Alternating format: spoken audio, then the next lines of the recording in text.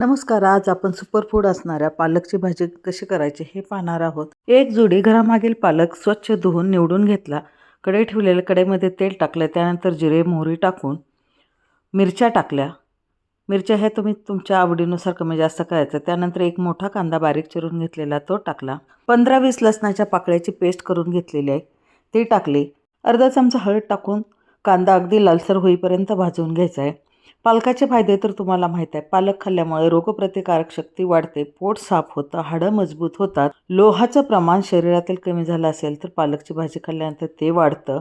कांदा गुलाबी होईपर्यंत भाजल्यानंतर धुवून घेतलेली भाजी टाकायची. भाजी थोडीशी परतायची आणि मग त्यामध्ये धने पावडर, जिरा पावडर आणि चवीनुसार मीठ टाकायचं. आधीच जर मीठ टाकलं तर भाजी खारट होते, म्हणून भाजी ही थोडीशी परतू द्यायची. भाजी कमी झाल्यानंतर मगच मीठ टाकायचं. त्यानंतर झाकण ठेवून 5 ते 6 मिनिट मध्यम आचेवरती शिजू द्यायचं.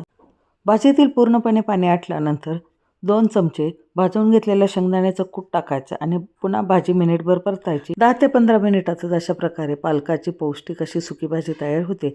ही भाजी डब्यासाठी, जेवणासाठी उत्तम. आवडल्यास लाईक, शेअर, सबस्क्राईब